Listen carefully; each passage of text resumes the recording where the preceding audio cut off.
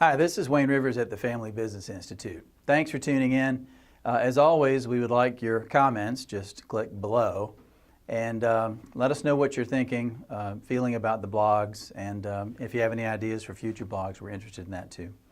So next week is July the 4th, so it's our nation's Independence Day, and pretty much everybody's going to have their office closed and their folks are going to be at the picnics or at the beach or whatever. So I want to talk to you about taking days off from work, and specifically how to take a day off. Because let's face it, many of us in closely held businesses don't really know how to take time off. We say, I'm going to the beach, but first thing every morning we check our emails, call the office, etc., etc. And my point here is that's not really a day off. If you're working, it's not a day off. So this concept actually comes from Dan Sullivan, who's a program you've heard me talk about before, the Strategic Coach. It's a terrific program. I can't say enough good things about it. But Dan Sullivan in this program has a rule for how to take time off, whether it's a weekend or whether it's a week at the beach or whatever it is, okay? When you take a day off, you unplug from everything business. You do not read the newspaper and look at the business section. You do not tune into Bloomberg News on CNBC or whatever it's on. You do not call the office.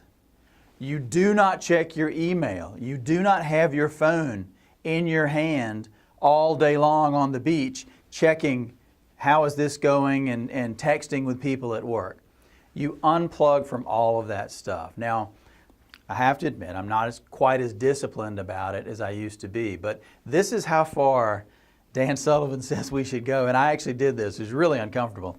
If you're at a party, you're taking time off, let's say you're at July 4th, and you're drinking beer around the grill, and the fellows say, gosh, how are things going at your shop? Is business good for you? You're supposed to turn around and say, I can't talk about that with you today because it's a free day.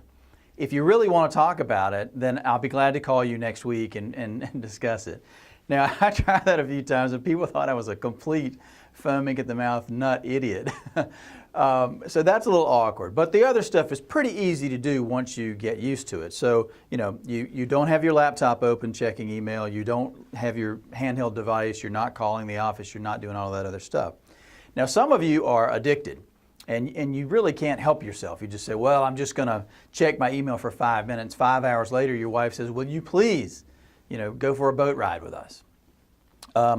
About the only way that some of you guys can unplug is to get on a cruise ship. I'm not even kidding.